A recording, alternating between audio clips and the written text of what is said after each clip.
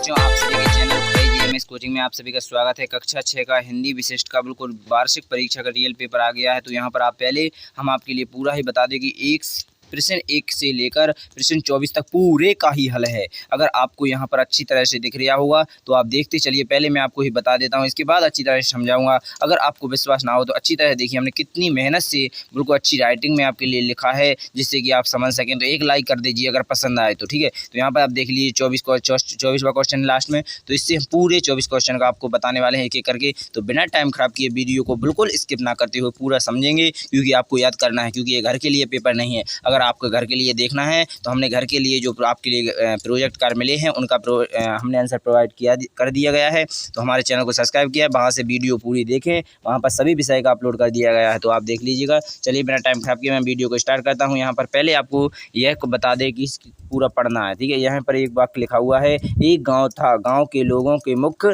धंधा खेती था। यानी मुख्य धंधा क्या था उनका? खेती था। वहाँ के लोग पूर्ण रूप से बरसात के पानी पर निर्भर रहते थे। तो जहाँ पर वर्षा, जी बताओ, अगर आपकी खेती है तो वहाँ पर ज़्यादातर आदमी बरसात का ही इंतजार करते हैं, और ज़्यादातर तो गर्मी बरसात में तो जरूरी करना पड़ता है बरसात का, ठीक है। तो यहाँ पर लिखा हो, गाँव में एक ही तालाब था, उसका पानी भी दीपावली तक सूख जाता था, जिससे गाँव वाले पानी के लिए परेशान रहते थे। गाँव में एक स्कूल था जिसमें लगभग 200 बच्चे पढ़ते थे। एक दिन स्कूल के प्रधान अध्यापक जी ने बच्चों को समझाया कि गाँव में तालाब में सालों से मिट्टी व खाद जमा होने से इसमें पानी के बहाव की क्षमता कम हो गई है। हम सब मिलकर श्रमदान करें तो श्रमदान, ठीक है, श्रमदान करें।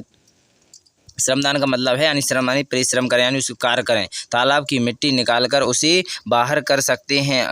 अगले दिन से ही इस काम को श्री गणेश हो गया। बच्चों के साथ गांव के लोग भी तालाब को गहरा करने के काम में लग गए। 1 महीने में बिना किसी खर्च के तालाब गहरा हो गया। अगली बरसात में तालाब लबालब भर गया। इस साल गाँव में पानी की कोई कमी नहीं रही। आशा करेंगे आपने पूरा पढ़ लिया होगा। चलिए अभी इसके आंसर दिए जाएंगे। यहाँ पर तो पहला पूछा गया है आपसे, कौन सा क्वेश्चन पूछा गया है? मिलकर काम करने से कभी भी असफल नहीं हुआ काम। तो यहाँ पर देख लीजिएगा। इसका दूसरा क्वेश्चन दिया गया है, बरसात का समानार्थी शब्द बरसात होता है। बरसात का वर्षा होता है एक समानार्थी शब्द, यानी उसी को एक और नाम लिया जाता है, वर्षा हो या चाहे बरसात कह लो। इसके बाद अगला क्वेश्चन लिखा हुआ है आपका, तालाब लबालब भर गया वाक्य से विशेषण है। तो यहाँ पर तालाब गया भर, तो यहाँ पर क्या हो जाएगा? लबालब, ठीक है। क्या हो जाएगा इसका? लबालब, इसका राइट आंसर हो जाएगा। इसके बाद चलेंगे आगे। तो यहाँ पर चौथा क्वेश्चन आपकी स्क्रीन पर दिख रहा होगा, तो इसे भी देख लीजिएगा। श्री गणेश होना मुहावरा का अर्थ है, यानी काम शुरू होना। श्री गणेश अमन करना यानी होता है काम शुरू कर देना। तो यहाँ पर अगला क्वेश्चन लिखा हुआ आपका, श्रमदान शब्द में प्रत्यय शब्द क्या है? तो आपको बता दें, प्रत्यय आनी होता है पीछे, और जो प्रत्यय होता है वो पीछे लगा होता है, और उपसर्ग होता है वो आगे लगा होता है। तो प्रत्यय इसका क्या हो जाएगा? दान। क्या हो जाएगा इसका? दान इसका प्रत्यय हो जाएगा। आशा करेंगे आप सभी को समझ में आ रहा होगा। अगर कोई भी डाउट है तो आप यहाँ पर देख लीजिएगा और पूछ लीजिएगा। चलिए यहाँ पर देख लीजिए, इसका श्रम का क्या लगा हो? दान, इसका राइट आंसर हो जाएगा पीछे का।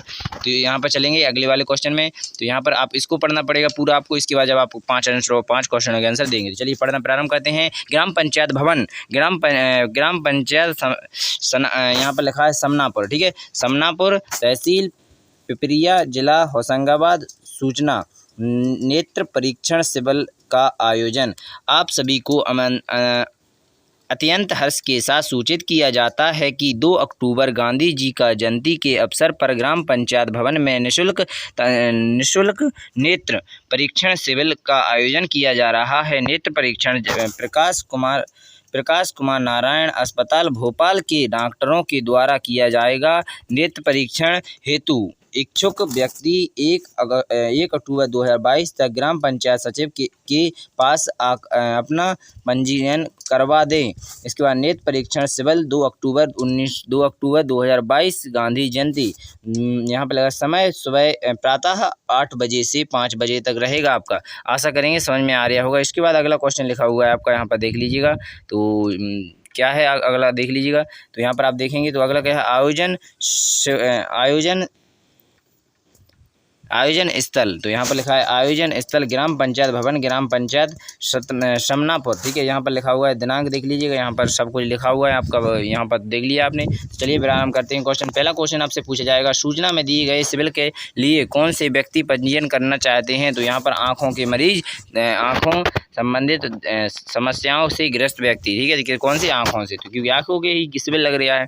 तो यहाँ पर अगला क्वेश्चन पूछा गया है, सिविल का आयोजन क्यों किया जा रहा है? लोगों की सेवा के लिए। किस लिए? लोगों की सेवा के लिए। तो यहाँ पर अगला क्वेश्चन लिखा हुआ है 8वां, यहाँ पर सिविल का आयोजन किसके द्वारा किया जा रहा है? ग्राम पंचायत द्वारा किया जा रहा है। इसके बाद 9वां क्वेश्चन लिखा है, नेत्र सिविल की अपनी भूमिका क्या हो सकती है? स्वयं सेवक की। कौन सी? स्वयं सेवक की। तो आशा करेंगे समझ में आ गया होगा। चलिए इसके बाद चलेंगे 10वें क्वेश्चन में। यहाँ पर लिखा है, नेत्र शिविर के आयोजन के लिए उचित निर्देश क्या हो सकते हैं?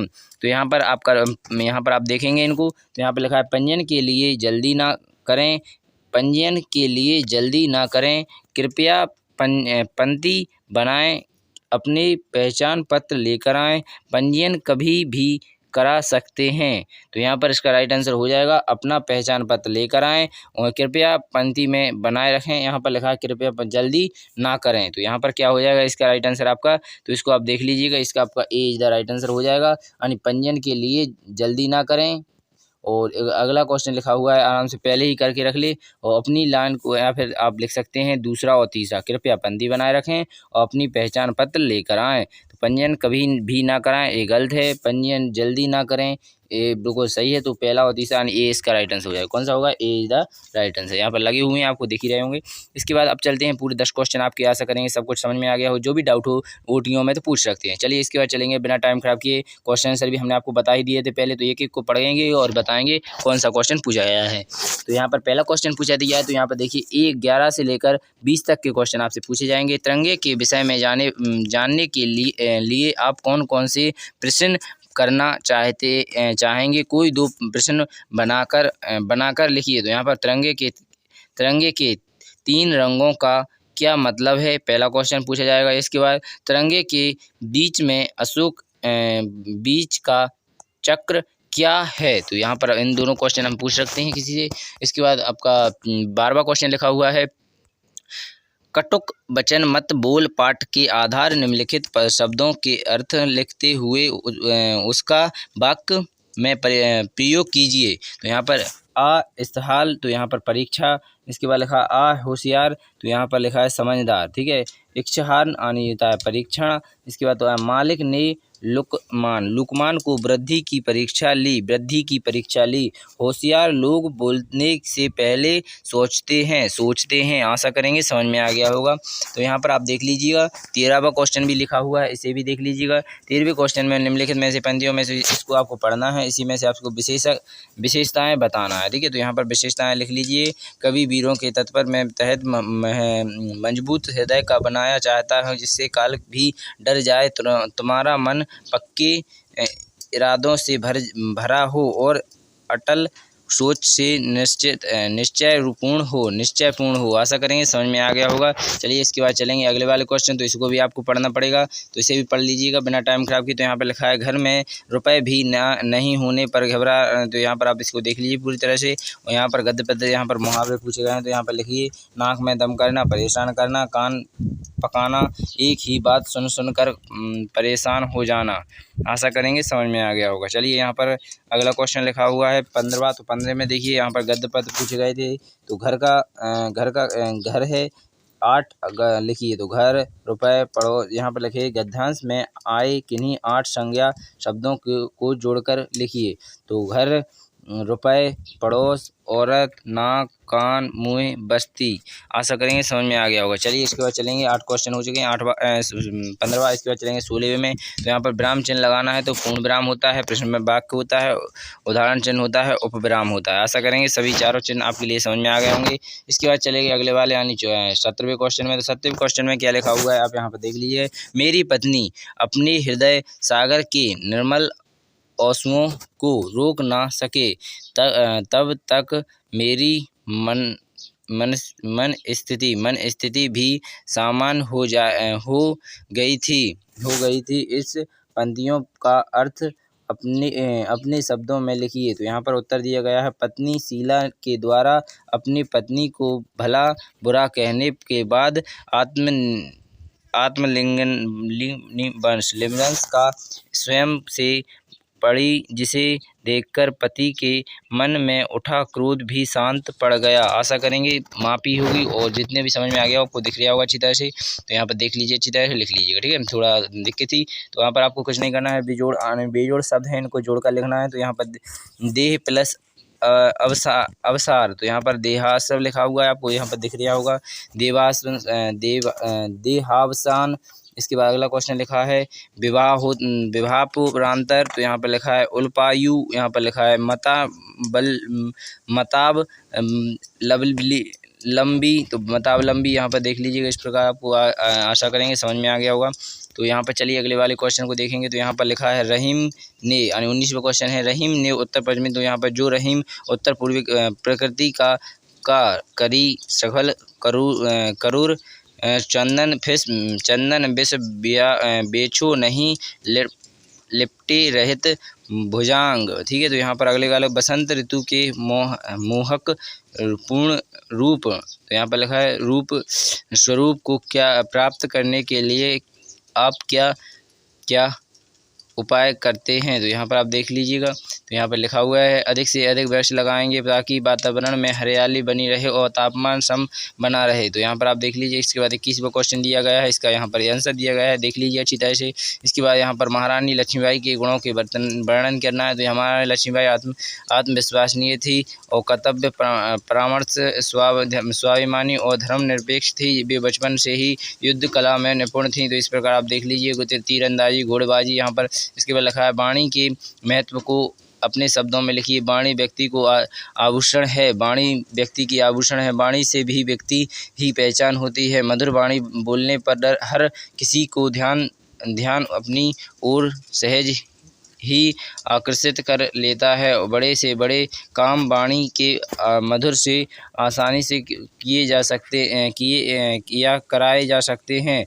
वार्तालाप की शिलता मनुष्य को आदर का पात्र बनाती है। आशा करें समझ में आ गया। इसके बाद अगला क्वेश्चन लिखा है समाज वाला। तो यहाँ पर देख लीजिए, समाज में स्वच्छता का संदेश देने हेतु आप किस प्रकार के संदेश कार्य करेंगे, लिखिए। लोगों को साफ सफाई के लिए प्रेरित करेंगे, ना गंदगी फैलाएंगे, ना फैलने देंगे। लोगों के कूड़ेदान के इस्तेमाल के लिए प्रेरित करेंगे, ना गंदगी करेंगे, ना करने देंगे। नदियों के आसपास कचरा नहीं बहाने देंगे। लोगों को स्वयं एवं समाज को स्वच्छ बनाने के लिए प्रोत्साहित करेंगे। हम बदलेंगे, युग बदलेगा के सिद्धांत पर लोगों को जागरूक करने का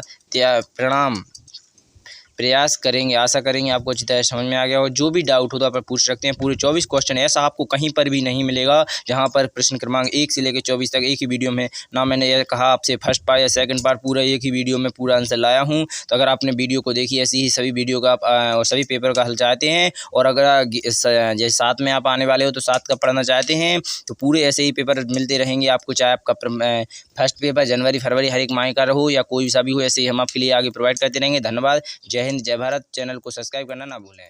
भारत माता की।